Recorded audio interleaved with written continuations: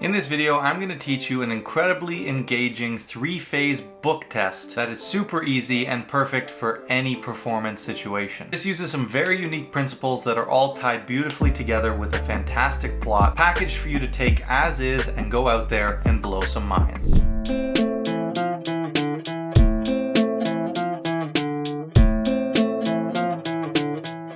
What is good, guys? It is Reed and welcome back to another video. Today is the long-awaited third episode of my Repertoire series. Now, if you don't know what the Repertoire series is, it is a series where I break down full three-phase routines that are ready for you to put right into your repertoire and go out and perform. I first perform and teach the routine to you and then break down the structure, the pros and the cons, where you should use this routine, and so much more to help teach you guys how I go about creating routines and how you can do the same for yourself while giving you a fantastic routine that you can go and perform right now. If you haven't seen the last episode of Repertoire, I'll link it right up here. It is an incredible three-phase walk around mentalism routine, perfect for any strolling magician or mentalist. Now, this effect is based off an old anime effect called Whim of Tituba, and there's a very interesting story to how this effect came together and is being presented to you on the channel, and I'll get to that in a minute. But Whim of Tituba is an incredible book test Pegasus page style routine that is from Animen's Practical Mental Magic. Now, if you don't know, over on my membership right here on YouTube on the channel, I am teaching the Practical Mental Magic course, breaking down every single effect and revolutionizing it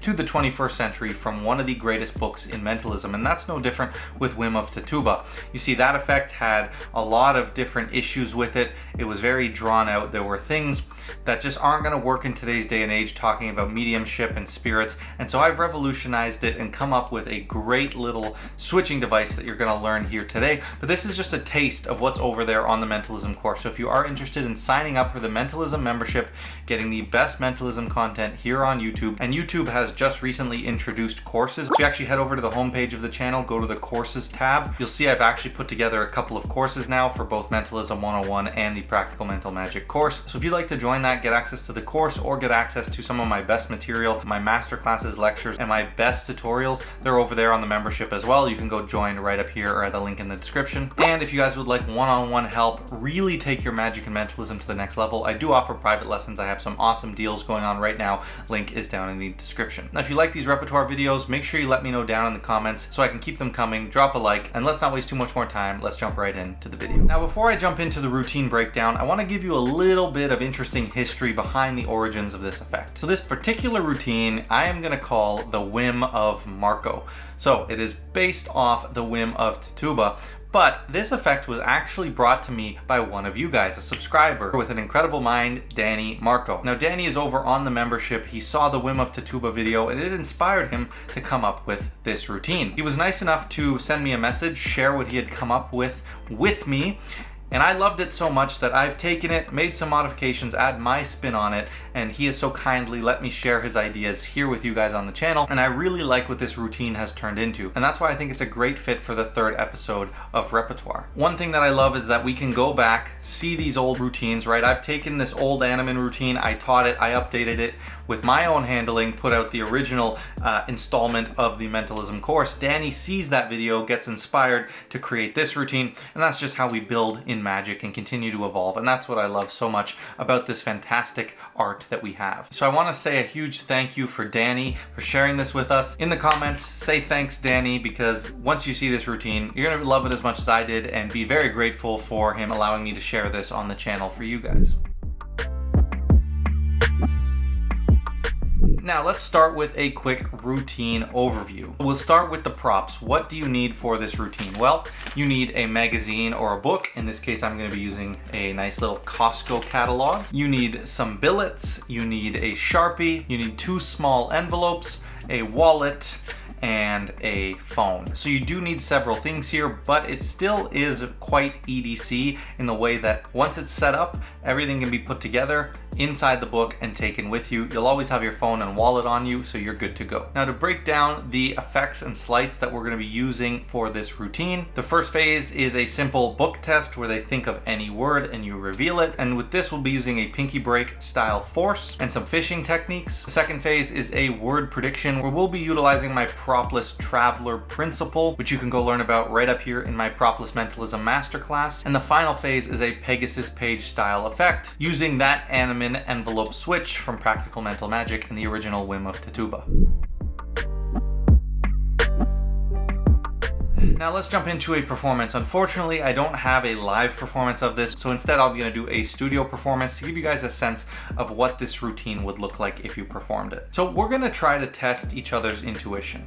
Intuition is such an interesting thing. We don't know if it's a feeling, if it's our subconscious taking over, but regardless of what you believe, there's no doubt that certain people have higher intuition levels than others. And today I want to test your intuition as well as mine. So I'm going to start, we're going to test my intuition. So I want you to think of a random word, but I want it to be truly random. You see, I don't want you to feel influenced and then maybe I just got lucky. So what we'll do is we'll actually pick a word from this book. So that way it's completely random and the test conditions are absolutely fair. So what I'm going to do, I'm going to run my fingers through the pages and I want you to call stop exactly where you'd like. Make sure I don't go one page more, one page less. So let's say they say right here, stop, and then they want one more page. So one more page, so I'll go in, we'll take a look at that page, and I'm gonna hold it up for you like this. Now, at this point, the spectator can take the book, and I'm gonna have them look around the page, right?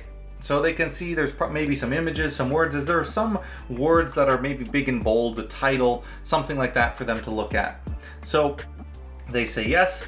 Now I want you to think of a nice, interesting word from that title. You know, something a little bit longer, something good that we can really work with here. So they say they have it and they've now picked their word.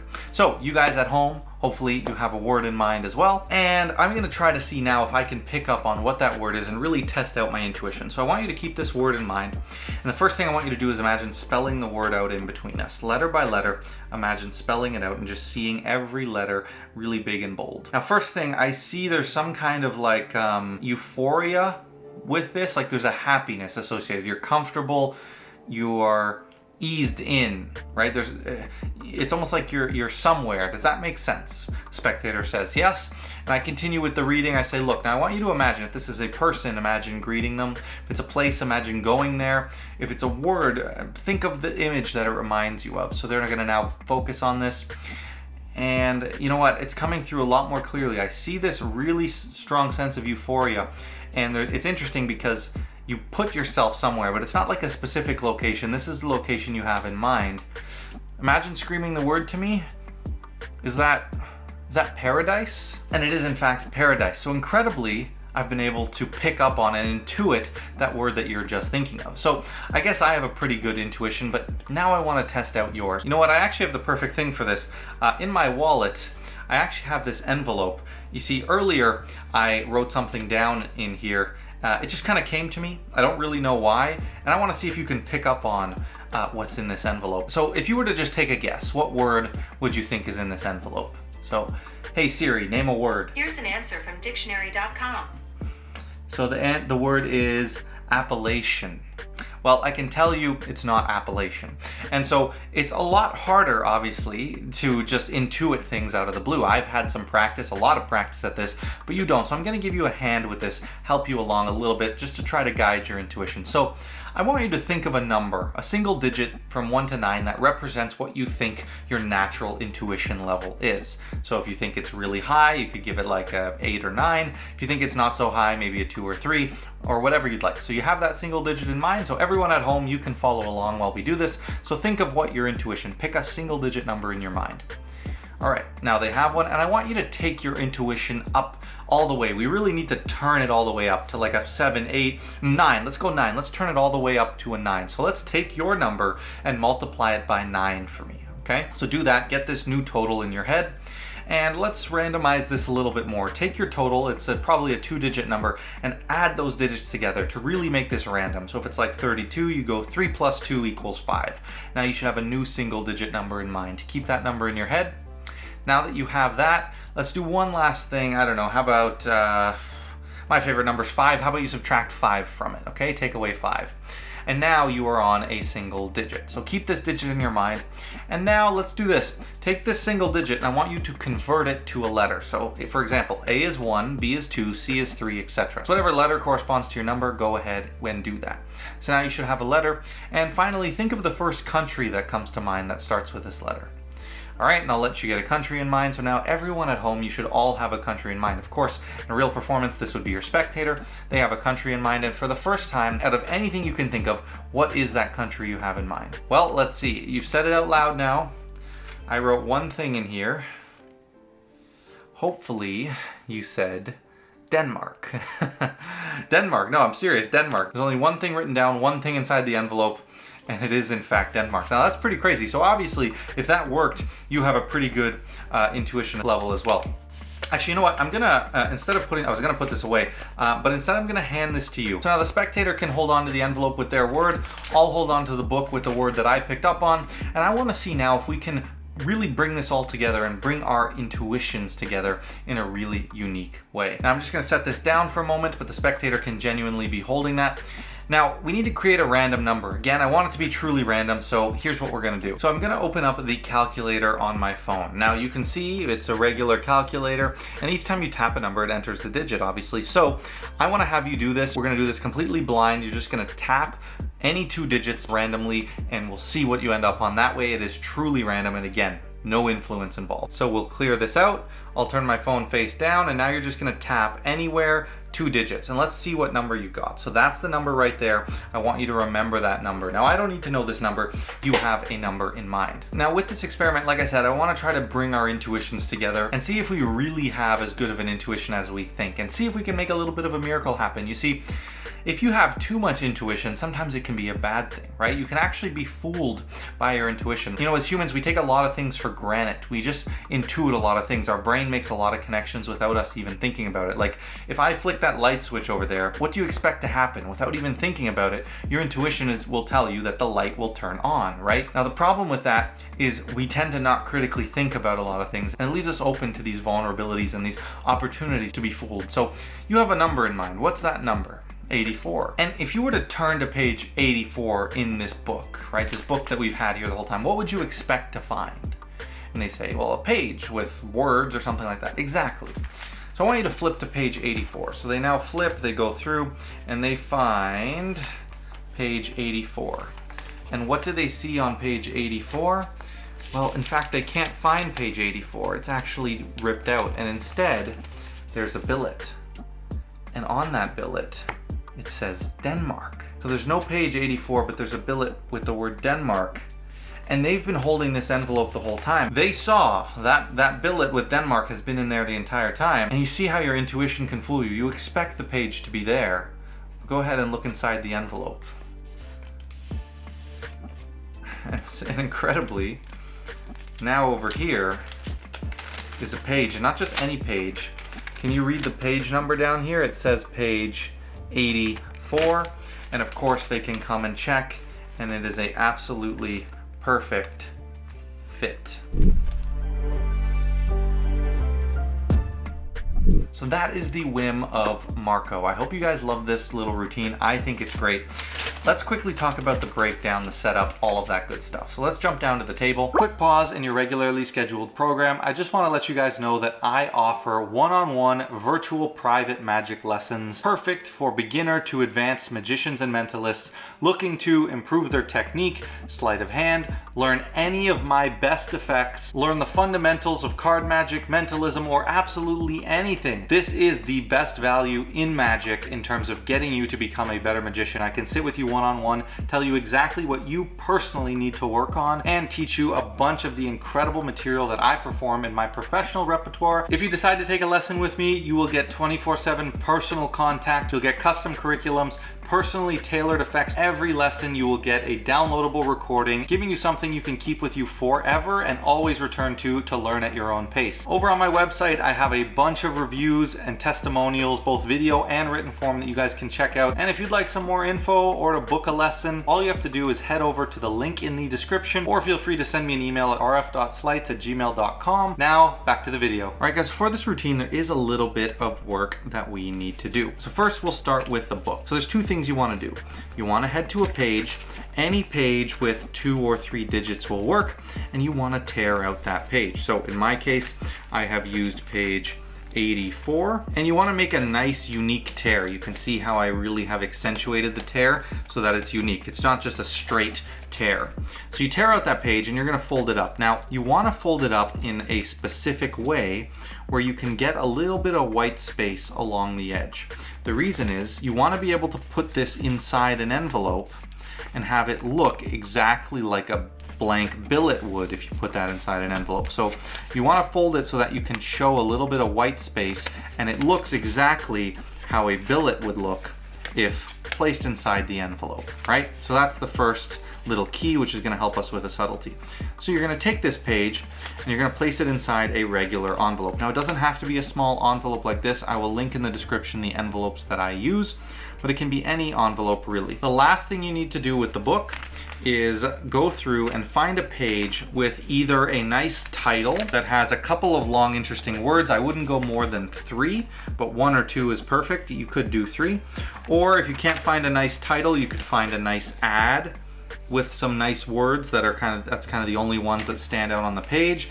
Or you can use a page with a bunch of text and you can use the first word or the last word on the text. Make sure it's an interesting word that you can have some byplay with when you're doing the reveal. What I would then do is fold in the corner of your force page so that you can very easily, in this bottom corner, flick and get right exactly to your force page every single time. That's going to make your life a lot easier. The beautiful gimmick from Animan, the Whim of Tituba gimmick, is another envelope. So you're going to take a second envelope and you're going to cut off the flap, right? So you're just going to cut off this flap right along the top. So now you have an envelope without the flap.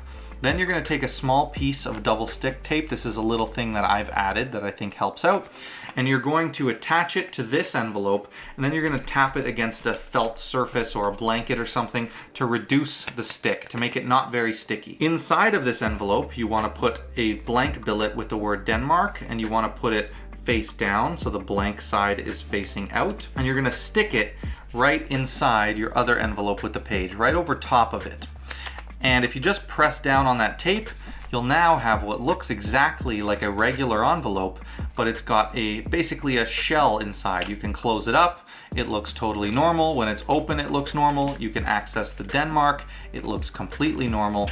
But you have this shell that can now be stolen away and allowing you to switch this envelope. It's a very clever little gimmick, and I think adding the double stick tape just makes it that much more convincing, freer to handle, no worry about this sliding out, which is a problem with Animan's original version. And again, you want the stick to be enough that it just sticks with a light shake, but it can easily be pulled away when needed. So that is the build for the envelope gimmick. Now this envelope is gonna go inside a wallet. Now you want a envelope that ideally fits inside your wallet. There are other ways to do the switch, but the wallet switch is the easiest, and it's justified because our envelope is gonna be inside of our wallet. Now the next thing you wanna do is take another billet and you wanna write the word Denmark on it again. Now I would do this with the 2 billets beside each other at the beginning so you can try to match the handwriting as closely as possible. This billet is now going to go face down inside this book, and you're going to want to stick it as far into that spine, into the seam of the book as you can, and then you're going to close over it right where that page 84 is. Now if you've done this right, you should be able to pick up the book, give it a shake, and that billet will not come out no matter what you do. If you really stick it into the spine enough, it'll be able to be clamped in there by the pressure of the other pages, and then you don't have to worry about it falling out or anything. Now to perform this, you don't actually need billets, you don't actually need a Sharpie unless you choose to reveal the word in the first phase with a billet and Sharpie, which you definitely could. So all you need is your book that's set up, and again, for the book, I like to use magazines because they're cheap. There's lots of words, pictures, and I don't mind tearing it up, but you can easily use a book or anything else that's easy on you. The other thing with a magazine is it can fold up really small, and this is all I really need with me, along with my phone. Now there is a small setup involved with the phone, but I'm going to touch on that a little bit later. So let's jump into phase 1. So to start, I'd have the wallet away in my pocket, and I would have the book casually out on the table. Now for the first phase, we're going to be doing a book test. So I like to introduce the idea of intuition, and this is going to be an intuition test for each of us. The first phase, we're testing my intuition. Now we motivate the book by saying, you know what, I want you to think of a random word. I don't want you to feel influenced. I want the test conditions to be totally fair. So we're gonna pick a word randomly from this book. Now, Danny has a really good other idea on this that I'm gonna touch on in some of my other ideas on this routine, but for now I'm just covering the basic version. So when I'm now ready to pick up the book, I'm gonna riffle through the corners like a Svengali deck, and it's gonna stop right on that folded corner. I'm right-handed, so I'm now gonna take my right hand pinky, slide it in that crease, leave it all the way in the corner, and then fold my hand over it. So this looks very normal, very natural from all angles, but underneath I secretly have my pinky in that break on my force page. Now I riffle through and I ask them to call stop when they'd like. When they say stop, I'm gonna slide my left hand down and come around to the bottom of the book with my finger in. I'm then gonna pull out this finger and move it in with the pinky. So now they're in the same hole, and then I just open up at this page. If you do this properly at speed, it's like this. You come through and it looks totally fair, totally congruent, and you're now gonna hold open this page. Now, depending on how you've chosen the word, you either tell them to think of the first word, the last word. In my case, I say there's probably a lot of stuff on this page. Is there maybe a nice big title or something we can work with? They'll say yes. And now I say, all right, pick any word in that title, but make it a nice, interesting word, something a little longer that we can work with. That will make sure they don't pick the word or the or another word. It'll force them on one of our longer words. Now in this case, I have two outs, the word foodie and the word paradise. So earlier on when I picked this page, I'd memorized those two words, and now they'll have one of those words in mind. I can close up the book and it feels totally fair. I'm now gonna fish for this word. Now a lot of people will fish for the letter, right? They'll go, oh, think of the first letter, it's an F, and then it's either yes or no, and now they know the word. Personally, I would try to fish for what the thing represents. So if it's foodie, say, oh, this is a feeling you get. It's something you do daily that you kind of enjoy, and it has something to do with that, almost like, I see like vegetables or something. Does that make any sense? So again, I'm not really giving away what it is, but I'm giving enough that it's obviously foodie over paradise. And if they say yes, then I know it's foodie. If not, it's paradise. In this case, I'm choosing to go with paradise, so I would start to describe like a nice island getaway or like a euphoric feeling in a very peaceful location. And if they say yes, now I know it's paradise. Then I simply go through and reveal this in any way that I want. Obviously, add in some process. I'll link a video up here all about process and go through and give a really nice reveal. If you do so choose, you can write it down on a billet. Say for the first time, what are you thinking of? They'll say paradise, you turn it over. And then everyone can react to your open reveal. Take your time with this, it hits really hard, and make sure you just reiterate and deliver the scripting properly, because this can really feel like an incredibly fair choice. Now, you tell them that, okay, my intuition's obviously pretty good, but I've been doing this for a while, so I want to test your intuition. And I have the perfect thing for this. Now you reach for your wallet and you pull out your envelope. You say, look, the other day I wrote something down. I didn't quite know what it would mean, but I think this is the perfect moment. And you can kind of flash this little billet in here. And I like to flash it because it gives them this moment, which they're gonna see later with the switch, and it's gonna make the switch feel so much more congruent. It's just a little subtlety. So I say, look, I wrote something down on this little piece of paper. I'm gonna set this down for a moment, and I wanna see if you can pick up on this. So if you just had to guess, what word do you think is on there? They'll say a word and you tell them, look, I'll be honest with you right away, that's not it. But the thing is, it's very hard. I've had lots of practice with this whole intuition thing, so I'm gonna guide you through this. I'm gonna help you out a little bit. Now I'm gonna go through the sort of classic 9-force or my sort of propless traveler principle. I'll link up here a full tutorial on the traveler principle with a lot more detail and some other ideas, but the ultimate place to get that is over on the Propless Mentalism Masterclass on the membership, which I linked earlier. I teach a ton of incredible effects using this principle, including a name guess, drawing duplication, all kinds of stuff like that. How this principle works is essentially we are going to have them multiply any single digit by the number 9, and then if they then add those digits together, they'll end up on the number 9 again. From that number 9, we will then springboard to a number of interest, and we can follow along. It's basically a forcing technique. It's just fully propless and it's very nice. Now, Danny has some really nice ideas on this, on how to justify it. I have the traveler method, which I've talked about earlier, where you use your fingers in different things, but I really like Danny's method here, and it fits in with the whole intuition plot that we've kind of worked on here. You're gonna say, now, I'm gonna help guide you through this. So I want you to think of a single digit that represents your intuition, what you think your intuition is on a scale of 1 to 10. Okay, Great, it's perfectly justified. So now they'll think of that number. And you say, look, for this to work, we need to take your intuition up all the way. So maybe like 7, 8, or even 9. Let's go 9. So how about you take your number and we'll turn your intuition up all the way. So multiply the number you're thinking of by 9. This is how we logically justify it, multiplying it by the number 9. I think that's a really beautiful little idea. Now they'll be on a 2-digit number.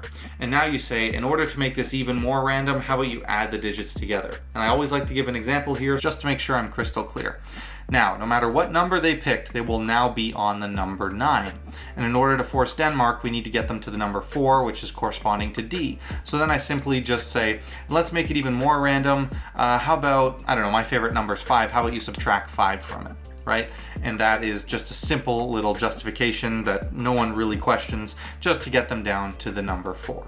So now they will be thinking of 4, and you're going to tell them, now finally convert your number to a letter. So if it's A is 1, B is 2, C is 3, etc. And I like to give those examples again just to be crystal clear, and they will now convert their number 4 to the letter D. And you tell them, all right, now just think of the first country that comes to mind that starts with this letter. And 99% of the time they will think of Denmark. The only other options are Dominican Republic and Djibouti, which starts with a D.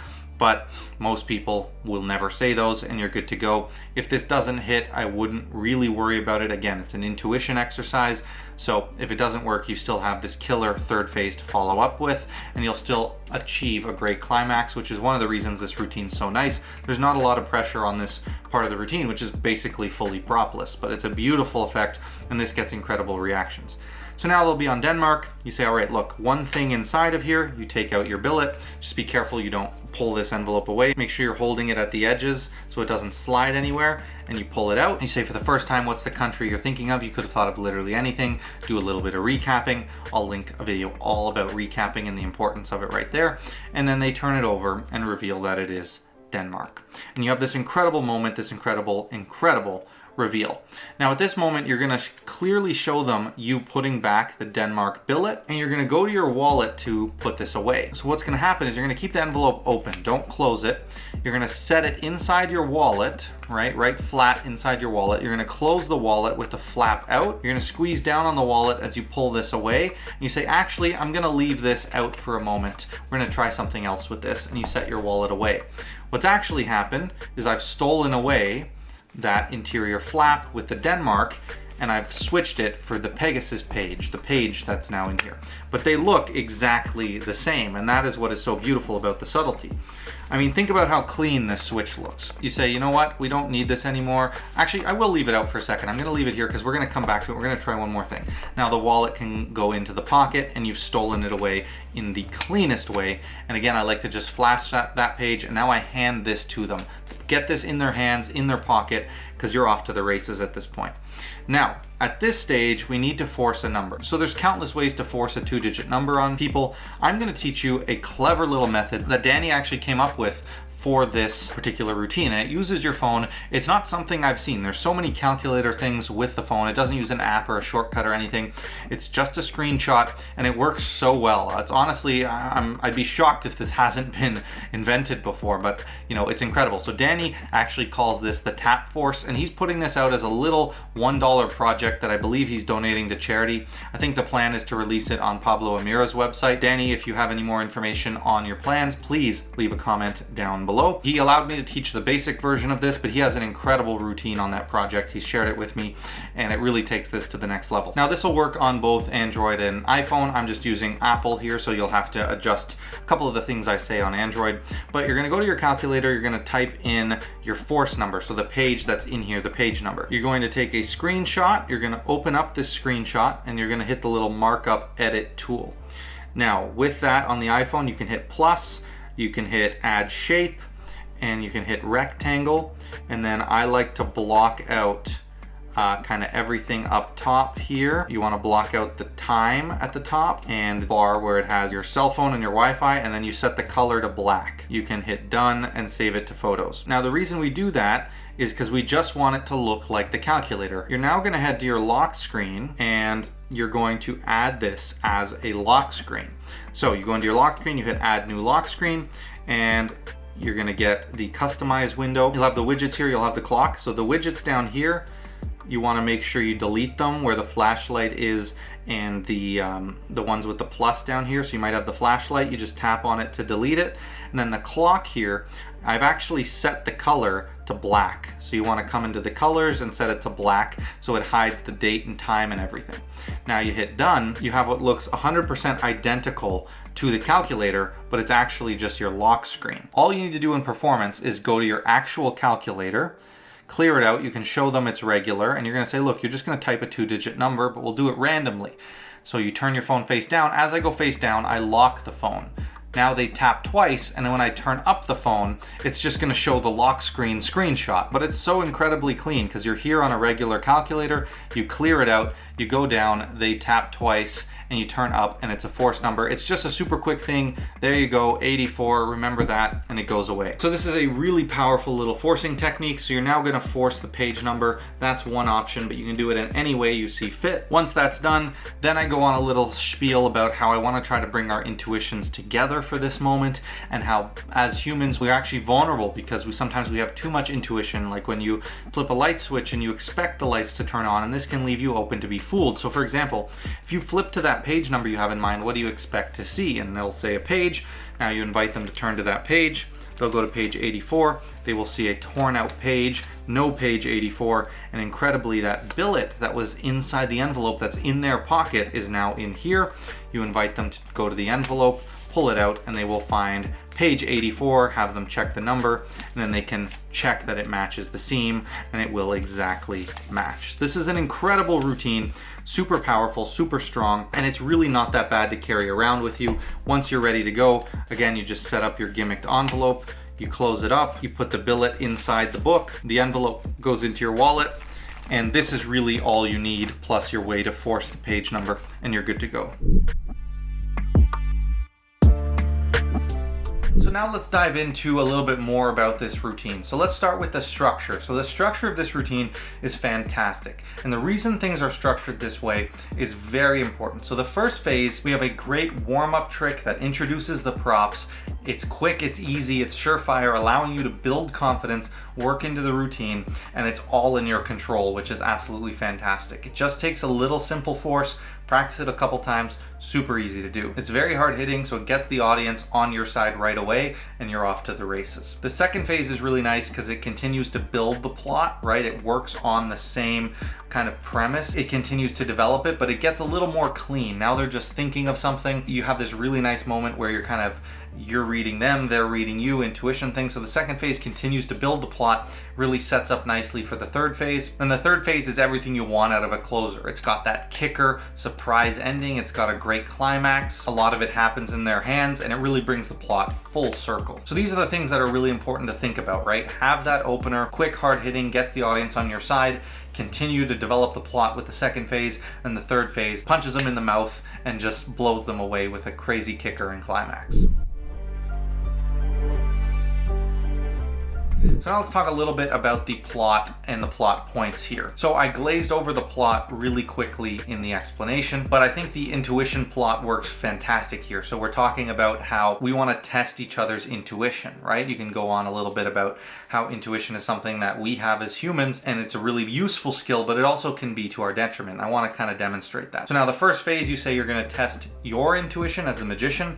That allows you to justify them picking a word from the book, and you justify doing that randomly by saying, look, I want this to be test conditions, so it's truly random. If you think of a word, you might be influenced, so let's go for a random word from the book. The second phase is now testing their intuition. All right, so we're gonna test your intuition now, and that really allows you to work in all the justifying of the math and the numbers to do the propolis sort of traveler principle and get that Denmark force. It's a really beautiful second phase, now testing their intuition. And the third phase brings it all together. You kind of bring those two moments together where I say, I want to see if we can bring our intuition together to create an incredible moment. And then I also talk about how I can use their intuition to fool them, right? Because we take things for granted as humans. Sometimes our intuition's too good that it can actually be a detriment. And I demonstrate that by completely kind of doing a 180 on them and really shocking them with that twist ending. So now let's talk about the pros and the cons of this routine. I love doing this in the repertoire series. It's a great section, pros and cons. Give you a sense of what's good about this, what you should consider when performing it, when to perform it, when not to. So pros, I think this routine has a great hook. Introducing the plot of intuition is incredible. Will get your audience in and captivated, right? The whole plot's really good. I think the structure's fantastic. Again, you have a fail-safe for that second phase because you have the third phase set up. You have a great opener, you have a great closer. It's just perfectly structured. It's very strong, which makes it great in all scenarios. I think it's fantastic for close-up, parlor, or stage because it plays really big, and even in a stage setting, you could have some of these force words like the word Denmark, you could have it hidden somewhere else in a big way to reveal it at the end. It's sort of an added kicker. You have different people involved, you can bring people up. So in all situations, I think it's really good. I think it thrives in the parlor setting, but it is a great routine all around. And close up, this will hit really strong as well, especially with a couple of the ideas that I'm going to give you in a moment in my tips and tricks section. And the last thing that I really like about this is the props can be reused. A lot of routines, you have to reset, rebuild, recreate, redraw, whatever. With this, you use the same thing every time. You don't have to ruin another book. You can use the same book, the same envelope, the same billets with your wallet, and it's ready to go. On that topic, the EDC is where, you know, it's not really everyday carry because you don't really carry these items with you, but it does pack very small. You can fold this up and take this little package with you. I have the envelope in here, I have the billet in here, and I'm ready to go. So it is nice that it does pack small, but on the con side, it isn't really EDC. I think there is a little bit of a lengthy setup to this in the preparation, but it's really not that bad. And again, it's a one-time setup. You gimmick the book, you set up the book once, you gimmick the envelope, you're good to go. You just have to make sure you have everything on you to perform it, which in some situations will be a con, particularly in the close-up. That's why I do think it strives in parlor, where you'll have everything with you ready to go for this routine.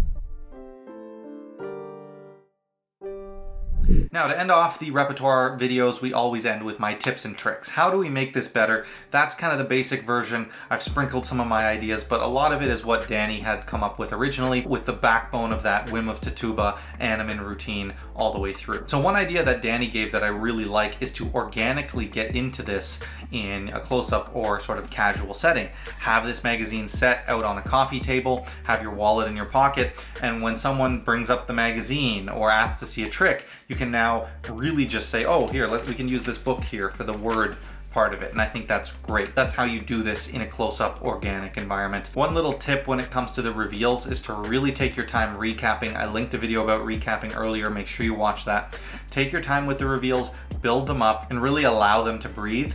Play into the intuition plot, right? Have them visualize their word, have them really try to intuit it, pretend like you're intuiting it, really kind of sell those moments, and you're going to get much better reactions. I think in the second phase, when you are walking them through this sort of bit of process to get them down to the word Denmark, really act like you're helping them, right? If you act like you're helping them, then it won't seem too process heavy, it won't seem like you're doing something fishy or like it matters for the method.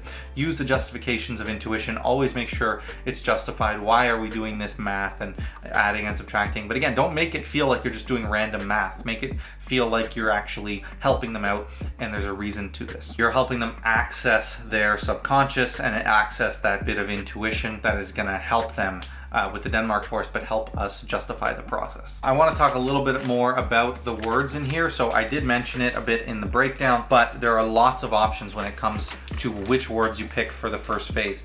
I would probably opt for a heading because it's easy, it's big, it's bold. Like this heading I could use, it says special and space, so probably the word special. And when it comes to your fishing, don't overthink it. Just think about what makes it different. So special and space. So I could use the word space and I could talk about astronauts and or something like that. If that doesn't make any sense to them, then I know it's the word special, right? I would try to avoid the letter. You could do a letter, I wouldn't do the first letter, but however you want to fish, there are multiple ways. I think using like the first or the last word on the page is also good. Hey, just look at the first word, and if the first word on your page is an A or a the, well, you could say the first long interesting word, right? You can really make this feel more free. Like up here, there's a nice little like sentence in quotation. So I could say, is there like a quote or something, or a big bolded sentence on that page? It'll say yes. And now I can say, think of a nice long interesting word from that sentence. Well, there's maybe 15 or 20 words in the sentence, so it's really going to make it feel really fair. So you can pick a nice long heading with several words, but then you're using the long words principle, telling them to go for a long interesting word, which will then get them into your force words. So in this one, it could be the word students, could be the word comfortable. Everything else is under 6 letters. So I'll just say, think of a nice long interesting word, maybe 7 letters or more, something like that.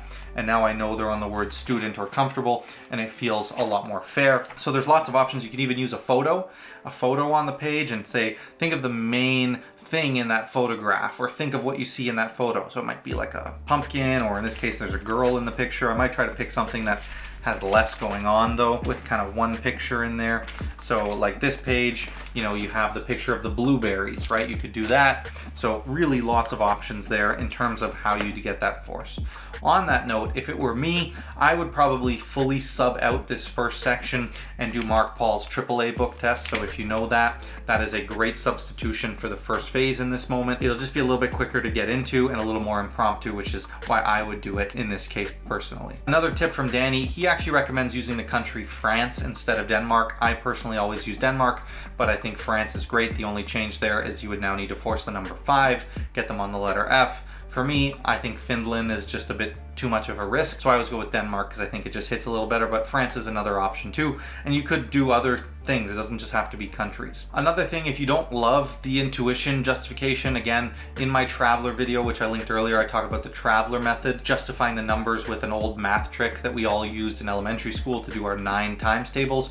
Really brilliant way to justify the whole, 9 force, the traditional method, in a propless way. So if you're interested in that, go check out that video. Another great way to sort of justify that second phase. And if you're really struggling with the second phase and you don't like the process, well, simply force the number in another way. Force, the number 4 with a deck of cards. Do a card force, do a crosscut force early on. Whatever it is, force it with a phone, with an app, whatever other way you want to do it, a spend pad, you can force the number for either phase, really. What would work really well is having a 4 on top of the deck. At the beginning of the routine, have them cut the deck, and then you say, we'll get back to that in a minute. You now go through the first phase, and then for the second phase, you say, okay, go ahead, look what card you cut to. Just remember the number. Let's just use that for now, right? Let's see how intuitive your cut was, right? You can really tie it into the plot really nicely if you prefer that. So there's a ton of options here.